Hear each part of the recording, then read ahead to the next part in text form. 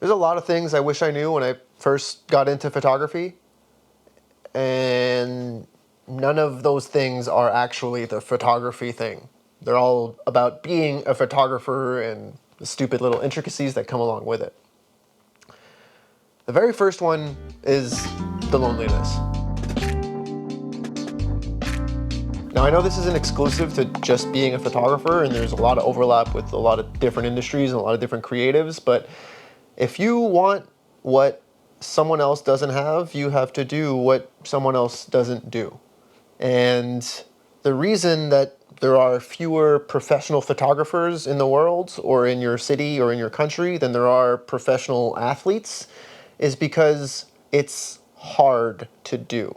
And to take a couple nice pictures and make a couple bucks is one thing, but to make it in the big leagues and to be a full-time, very successful photographer is going to take a lot of work. And it's going to take a whole lot of dedication to a craft that a lot of people aren't willing to put in. How long did Sidney Crosby play before getting drafted in the NHL? It wasn't just on Saturdays and on Sundays at practices and games. It was every day, all the time. And that's kind of what you have to do with your photography. I know that there is a work-life balance or something that some people speak about. But in order to move leaps and bounds ahead of the people around you, you can't just be doing what the people around you are doing. And one of the side effects of doing that is that it gets pretty damn lonely.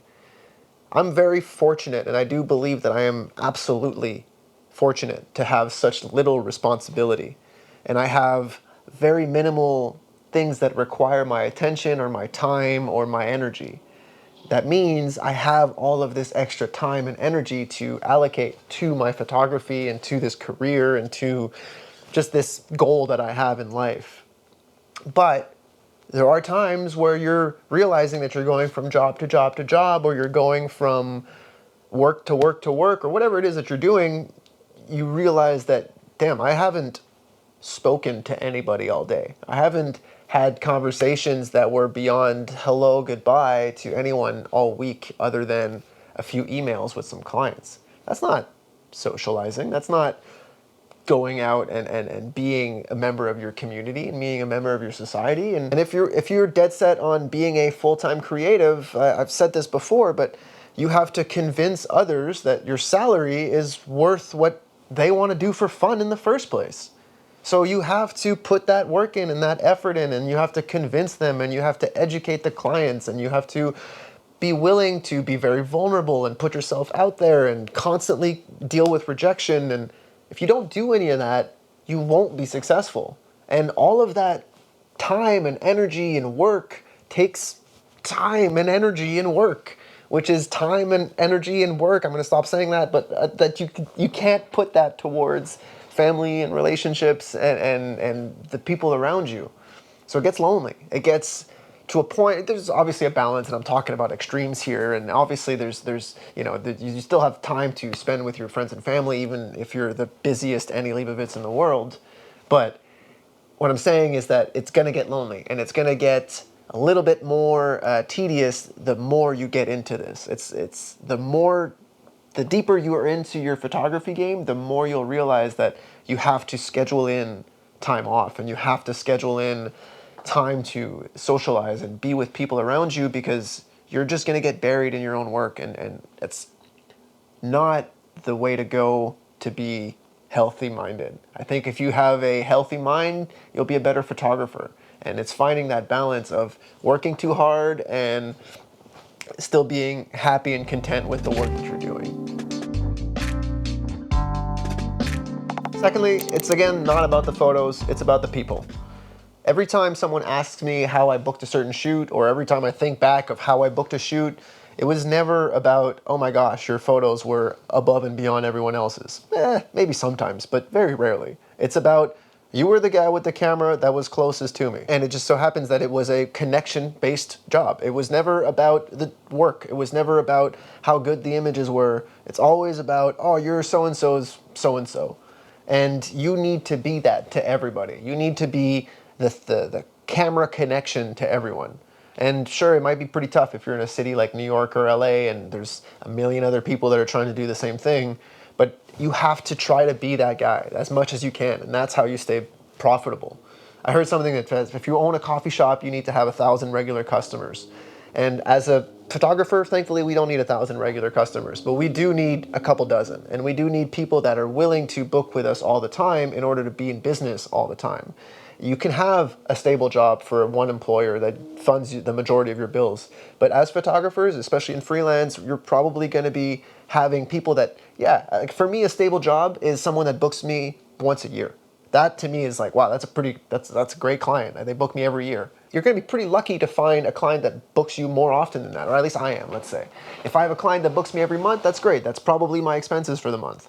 But if I have but I have to have that client every single month, and most people don't have a budget for that every single month. So that's why you have these little clients in these different industries and these different types of clientele that are always rolling, because it's always someone's time for new advertising or new work and new stuff like that. But it's not about the photos. It's about this relationship that you're building with these clients. It's the relationship that you're building with these people. When that time comes that they do need new photos, they're like, who is, oh yeah, Sergio, he's that camera guy. Oh yeah, the dude with the mustache, he's that camera guy. I hate when I have to tell the answer that I booked a certain job or I landed this big thing because, oh, well, you know, I went to high school with the marketing director or something like that. And sure, it's stupid to be like, that's how you landed that job, but that's probably how so-and-so landed their big so-and-so job. And unfortunately, that's part of getting into this industry. It's having that luck to just get your foot in the door and trying to maximize your luck as much as possible in all of these different industries and trying to get that little foot in the door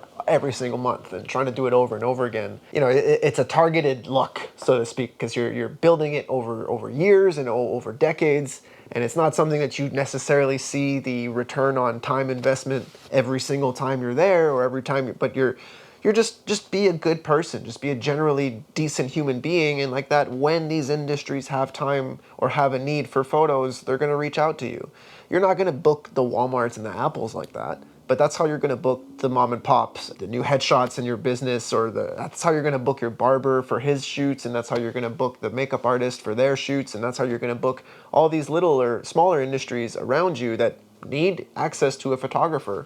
They want to spend time with you on set. They want to take pictures. Like when they take pictures with you, they're spending time with you on set. They're not worried too much about the images after the fact. They trusted you in the first place. You're there, you got the camera, you got the setup, you advertise yourself as a photographer. You're probably good enough. You're as good as the next guy, but you're going to be a headache to work with. So I don't want to work with you. That's what makes or breaks the job. That's it. That's all it is. You just got to be everyone's best friend.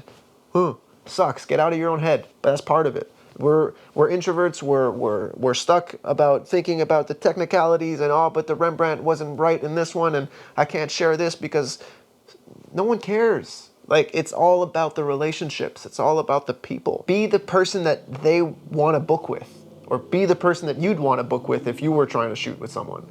That's how you'll book them consistently. It's never about the photos. It's never about the brand new camera or lens or whatever effect that you pulled out. You're not booking it because you probably suck as a person. So work on that, and you'll be better. This next one is, I can't imagine it's just me, but there was definitely a period of photography where I would book with, like, you know, a famous Instagram model, or I would book with like a CEO of some company, or I would book a environmental portrait of some big famous person, and then I was like, oh, okay, well, after this shoot, now I made it. You know, and after this shoot, oh, now I'll be famous. Oh, after this shoot, everyone's going to want to work with me.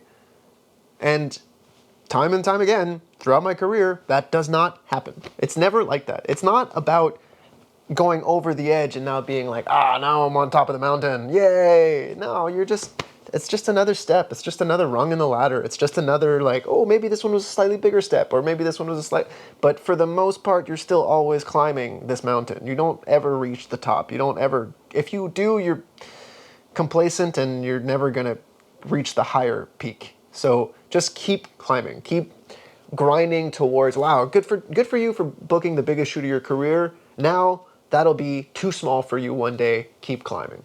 You know what I mean? Like, you don't need to be complacent about, oh man, after that big shoot, then, like I did a video kind of slightly about this with the billboard that I shot. Like, you know, I shot a billboard, but that's not going to land me any new clients. It's not going to land me anything. It's just maybe some bragging rights. But then it's like, what about the next billboard? What about the bigger billboard? What about the digital billboard? What about multiple locations? What about worldwide runs?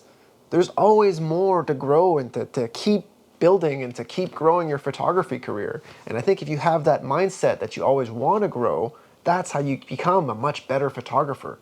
When you're complacent about, or when you're happy with where you are, or when you think you know everything, or when you think you've done everything, you're not going to keep growing. You're not going to keep being you're not going to become a better photographer if you think that you're already there. So be an idiot. Look at this video for how to act dumb.